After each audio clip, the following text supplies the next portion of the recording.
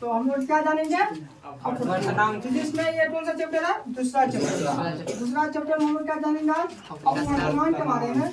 इसको बोलते हैं इंग्लिश में रिफ्रैक्टिव इंडेक्स। रिफ्रैक्टिव इंडेक्स यानी अपवर्तनांक। क्या जानेंगे? अपवर्तनांक कहते हैं इसको, इसके बारे में हम लोग क्या करेंगे? जानेंगे। तो रिफ्रैक्टिव इंडेक्स किसको कहते हैं? जान सुनो। हम इससे पहले तुम लोग को बताए थे, इससे पहले हम तुम लोग को बताए थे अपवर्तनांक क्या होता है। क्या बताए थे कि अपवर्तनांक, ध्यान से सुनो सब, अपवर्तनांक किसी भी पारदर्शी माध्यम का एक भौतिक गुण है। क्या है? अपवर्तनांक किसी भी माध्यम का, किसी पारदर्शी माध्यम का एक भौतिक गुण है। अपवर्तनांक क्या है? किसी भी पारदर्शी माध्यम का एक भौतिक गुण है जो निर्धारित करता है, सुनिश्चित करता है कि उस माध्यम में प्रकाश का वेग का मान क्या होगा और दिशा क्या होगी। है ना? प्रकाश के वेग का मान और दिशा क्या होगी, ये कौन निर्धारित करता है? अपवर्तनांक क्या है? किसी भी पारदर्शी माध्यम का भौतिक गुण। पारदर्शी माध्यम का, पारदर्शी माध्यम का भौतिक गुण है। आगे हम रख बोलती है, पीट देंगे। पारदर्शी माध्यम का क्या है?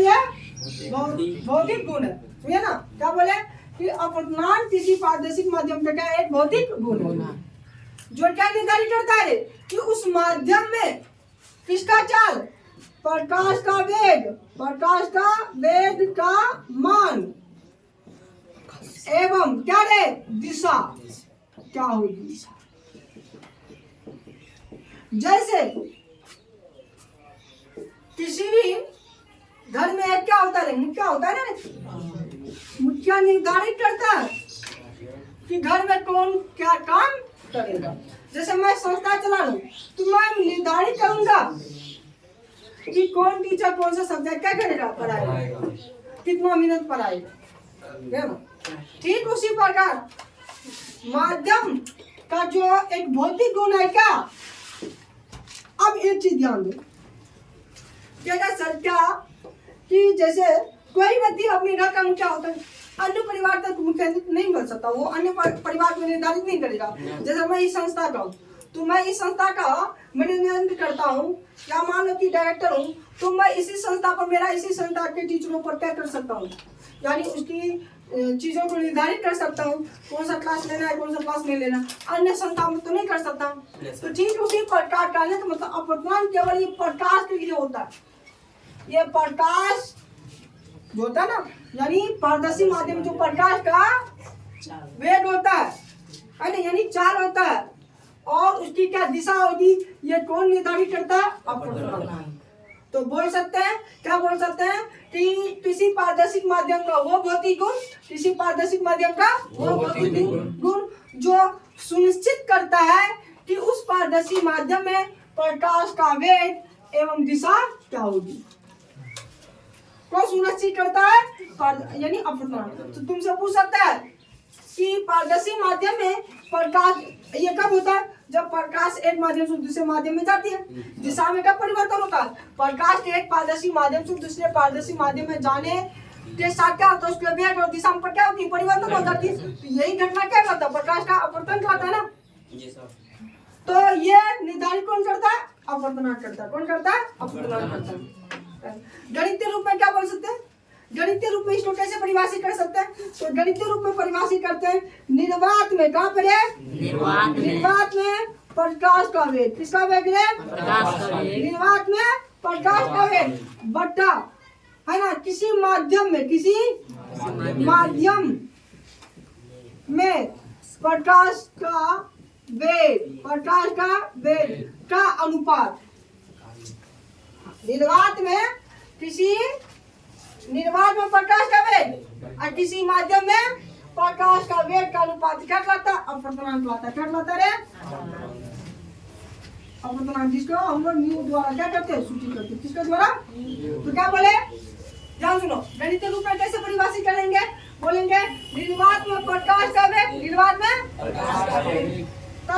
किसी माध्यम में प्रकाश का वेग का अनुपात, वेग का अनुपात क्या कहलाता है? अपवर्तनांक कहलाता है। क्या कहलाता है?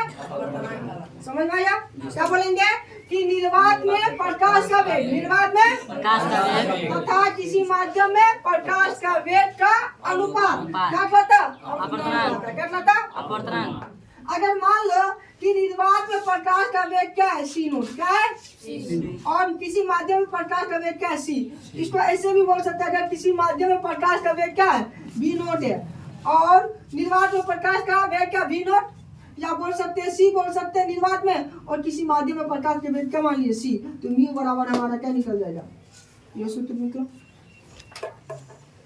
अब सवाल उठता है कि वेग का ऐसा मतलब क्या होता है? मीटर प्रति सेकंड होता है नहीं? मीटर प्रति सेकंड होता है। वेग का ऐसा मतलब मीटर प्रति सेकंड। तो मीटर प्रति सेकंड क्या हुआ? कट गया, वही मात्रक बचा। तो ये समान राशियों का क्या अनुपात है? अपवर्तनांक क्या है?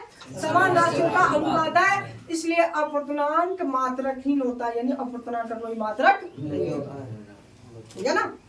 अपवर्तनांक का कोई मात्रक नहीं होता। किसका मात्रक नहीं होता है? और इसका जब मात्रक नहीं होता तो इसका क्या होगा? बीमा भी नहीं होता। तो अपवर्तनांक क्या होता है? अपवर्तनांक मात्रकहीन क्या होता है एवं बीमाहीन होते। क्या होते हैं? बीमाहीन होते।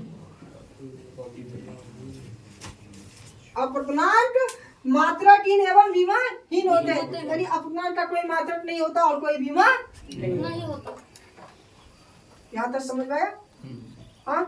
और अपवर्तनांक क्या होता है? अपवर्तनांक के बारे में क्या क्या समझे फिर एक बार देख लेते हैं। अपवर्तनांक क्या है? किसी पारदर्शिक माध्यम का वो भौतिक गुण जो निर्धारित करता है या सुनिश्चित करता है कि उस माध्यम में प्रकाश का वेग का मान और दिशा क्या होगी।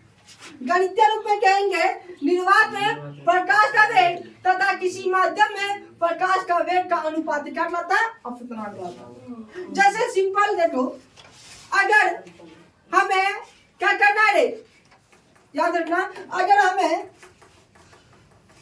कांच का अपवर्तनांक निकालना है। किसका? कांच का। तो तुम जानता है कि कांच का अपवर्तनांक निकालना है। तो कांच का अपवर्तनांक क्या है? यानी हवा में कितना है रे? हवा में कितना है? 3.8 मीटर प्रति सेकंड। और कांच में क्या है? 2 लाख, यानी 2.8 मीटर प्रति सेकंड है ना? ये क्या हुआ? कैंसिल हो क्या? 3/2 मतलब क्या हुआ? 1.5 हुआ। तो कांच का अपवर्तनांक कितना हुआ? 1.5 यानी 8.5। कांच का अपवर्तनांक कितना हुआ? 8.5। समझा? तो ये क्या हुआ? हम क्या बोले थे? हवा में यानी निर्वात में प्रकाश का वेग और किसी माध्यम से माध्यम ले लिए। ठीक है, कांच का ले ली। तो कांच का वेग कितना है? 2×10⁻8। तो इसको सॉल्व करने पर क्या आया? 8.5। यही क्या है तुम्हारा अपवर्तनांक। ये किसका अपवर्तनांक है? कांच का। अब बताए थे कि जो अपवर्तनांक है, जो ये माध्यम के सघनता और विरलता को क्या करता? प्रदर्शित करता है। अपवर्तनांक के द्वारा हम माध्यम को पता लगा सकते हैं क्या कि माध्यम सघन है या कि विरल है। इससे पहले हम बताए थे ना, जब प्रकाशीय माध्यम बताए थे कि 2 तरह होता है, क्या? सघन माध्यम और एक विरल माध्यम। सघन माध्यम में क्या होता है? प्रकाश का वेग कम होता है और अपवर्तनांक क्या होता है? अधिक होता है। यानी अगर किसी माध्यम का अपवर्तनांक कम होगा, अगर किसी माध्यम का, तो उस माध्यम का वो माध्यम, अगर किसी माध्यम का अपवर्तनांक कम होगा तो वो माध्यम कौन सा होगा? सघन होगा। कौन सा माध्यम होगा? कौन सा माध्यम होगा? होगा ना। अगर किसी माध्यम का अपवर्तनांक क्या हो? ज्यादा हो, क्या हो? वो कौन सा माध्यम होगा? विरल माध्यम में प्रकाश का वेग क्या होता है? अधिक होता है, अपवर्तनांक क्या होता है? कम होता है। तो अगर किसी माध्यम का अपवर्तनांक, जैसे देखो यहाँ पर दिया, ध्यान दो, 8.33 किसका? जल का 8.3 और 8.5, 8.33 पानी का, जल का, और 8.5। तो बताओ कि जल और कांच किसमें ज्यादा अपवर्तनांक है? कांच में। तो बोले थे जिसका अपवर्तनांक ज्यादा होगा वो कौन सा माध्यम? सघन माध्यम। और जिसका अपवर्तनांक कम होगा वो कौन सा होगा? माध्यम। तो अपवर्तनांक का माध्यम से क्या पता लगाया जा सकता है? किसी भी माध्यम का सघन है कि या विरल। इसके बारे में क्या लगाया जा सकता है? पता लगाया जा सकता है। यहाँ तक समझ में कोई नहीं हुआ? नहीं हुआ? तो चलो एक बार हम फिर एक बार क्या करते हैं समझ लेते हैं। अब तुम लोग को मेरे साथ क्या करना बोलना है, ठीक है ना? तो अपवर्तनांक किसको कहते हैं? तो मेरे साथ तुम लोग क्या करना बोलना, बोलो। किसी पारदर्शी माध्यम का वो भौतिक गुण जो सुनिश्चित करता है कि उस माध्यम में प्रकाश का वेग का मान और दिशा क्या होगी? ये कौन सुनिश्चित करता है? किसी पारदर्शी माध्यम का वो भौतिक गुण जो निर्धारित करता है कि उस माध्यम में प्रकाश का वेग एवं दिशा क्या होगी? गणितीय रूप में क्या बोलेंगे? गणितीय रूप में निर्वात में प्रकाश का वेग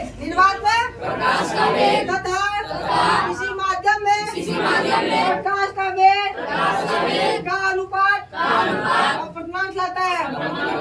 निर्वात में प्रकाश का वेग एवं किसी माध्यम में प्रकाश का वेग का अनुपात अपवर्तनांक लाता है। समझ में आया? आगे ना? तो आप लोग हम लोग लिख लेते हैं अपवर्तनांक किसको कहते हैं, ठीक है ना? तो अपवर्तनांक किसको कहते हैं एक बार क्या करते हैं लिखते हैं, समझाना। चलो तो अब अपवर्तनांक तुम लोग क्या करा लिख लिया पूरा? तो अपवर्तनांक किसको कहते हैं? अपवर्तनांक किसी पारदर्शी माध्यम का वो भौतिक गुण है जो सुनिश्चित करता है कि इस माध्यम में प्रकाश के वेग का मान और दिशा क्या होगी। गणितीय रूप में क्या बोल सकते हैं? निर्वात में प्रकाश का वेग एवं किसी माध्यम में प्रकाश का वेग का अनुपात को अपवर्तनांक कहते हैं। इसे म्यू द्वारा क्या किया जाता है? सूचित किया जाता है। तो अपवर्तनांक बराबर क्या बोल सकते हैं? निर्वात में प्रकाश का वेग बटा माध्यम में प्रकाश का वेग। तो म्यू बराबर क्या हुआ? सी बाई टी, क्योंकि सी प्रकाश के निर्वात में प्रकाश को वेग को क्या मान लिए थे? सी, और माध्यम में प्रकाश को वेग को क्या मान लिए थे? वी। तो म्यू बराबर क्या हुआ? सी बाई। अब देखो अपवर्तनांक से संबंधित पॉइंट हमें क्या याद रखना? अपवर्तनांक की सहायता से किसी माध्यम की विरलता एवं सघनता का पता चलता है। क्यों बताते यहाँ पे देखो क्या कि अपवर्तनांक अधिक होने पर माध्यम सघन तथा कम होने पर माध्यम क्या होगा? बोले थे ना कि जिस माध्यम का अपवर्तनांक अधिक होता है वो क्या होता है? सघन माध्यम।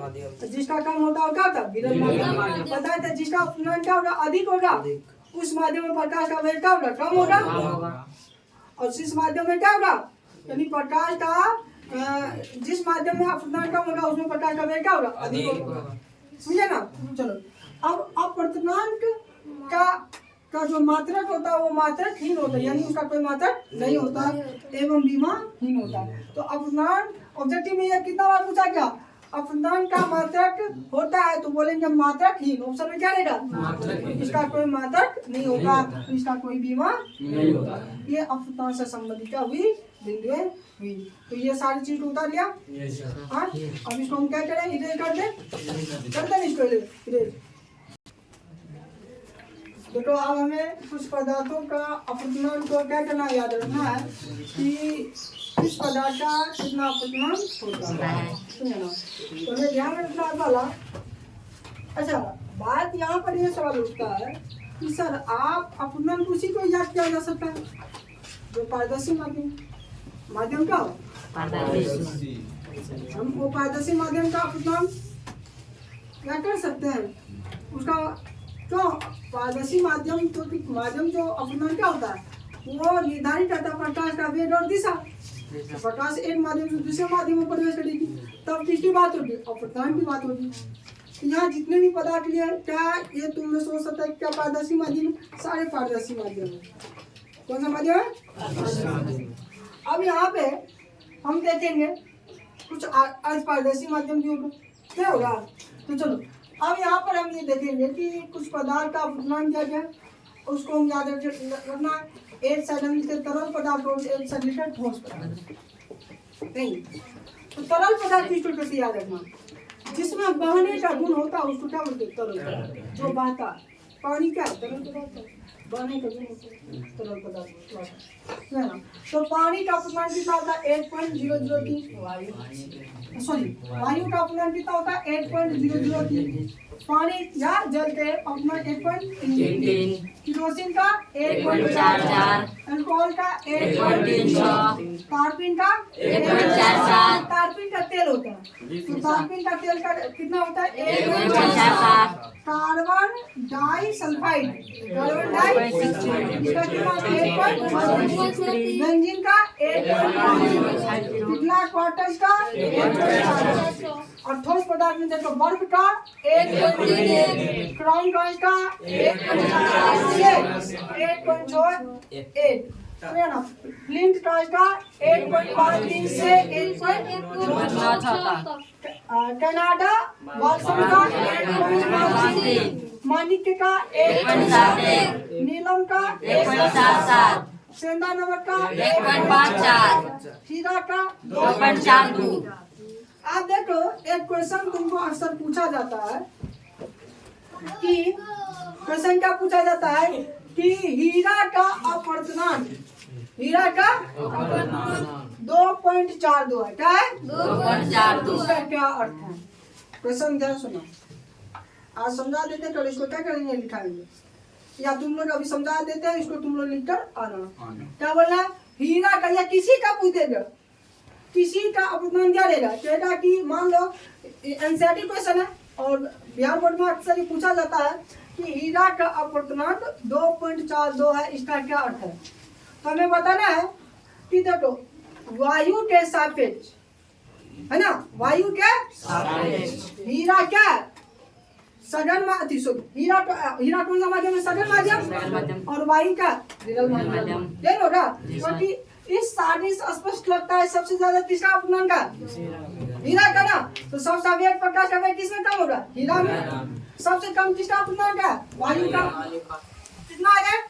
वायु का। तो सबसे कम प्रकाश का वेग किसमें होगा? वायु में। बोले थे ना कि जिस माध्यम का अपमान ज्यादा होगा उस माध्यम में प्रकाश का वेग कम, और जिसका अपमान कम होगा उसमें क्या होगा? प्रकाश का वेग क्या होगा? ज्यादा होगा। तो सारणी से स्पष्ट हो रहा है हीरा में प्रकाश का वेग सबसे क्या होगा? कम होगा, और हवा में यानी वायु में सबसे क्या होगा? ज्यादा होगा। समझ गया ना?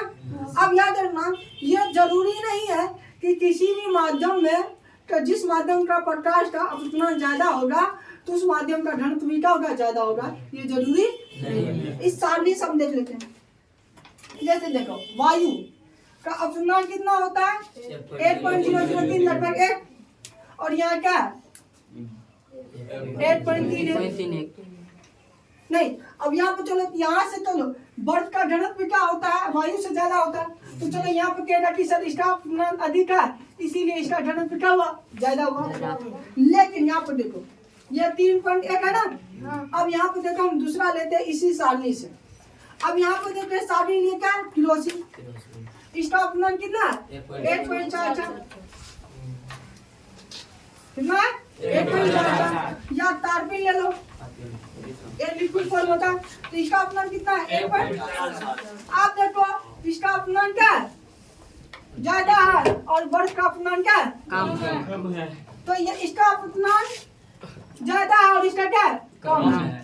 तो यहाँ जब इस दोनों के लिए तो इसका ज्यादा था तो हम ये समझे कि इसका घनत्व क्या है? ज्यादा। लेकिन यहाँ पर भी इसका घनत्व क्या है? ज्यादा है, इसका क्या है? कम है। तो तुम्हें ये करना चाहिए सर इसका अपवर्तनांक ज्यादा है तो इसका घनत्व क्या होना चाहिए? ज्यादा होना चाहिए। नहीं, घनत्व किसका है? ठोस का घनत्व क्या होता है? सबसे ज्यादा होता है। बर्फ क्या है? ठोस। जल का रूप क्या होता है? ठोस होता है बर्फ। यानी जल कितने रूप में पाए जाते हैं? 3 रूप में। ठोस के रूप में क्या हुआ? बर्फ हुआ। गैस के रूप में क्या हुआ? वाष्प हुआ। जल के रूप में क्या हुआ? द्रव के रूप में क्या हुआ? जल हुआ। समझे ना? तो ये तो बताओ कि 1.47 इसका अपवर्तनांक क्या है? ज्यादा, और बर्फ का अपवर्तनांक 1.3 क्या है? कम है। तो हम यहाँ पर ये देखें ज्यादा यहाँ का अपवर्तनांक तो बोले कि इसका घनत्व क्या ज्यादा इसके तुलना में। फिर इस दोनों की तुलना कर रहे हैं तो हम बोल रहे हैं क्या इसका घनत्व क्या ज्यादा होना चाहिए क्योंकि अपवर्तनांक ज्यादा है, लेकिन ऐसा नहीं है क्योंकि अपवर्तनांक क्या है इसका कम और इसका क्या ज्यादा। यानी कहने का मतलब ये जरूरी नहीं है कि किसी भी पदार्थ का अपवर्तनांक ज्यादा होगा तो वो उसका धन में क्या होगा, सबसे ज्यादा होगा। ये जरूरी नहीं। समझ में आया? कोई करना है समझने में, इसको मिटा दे।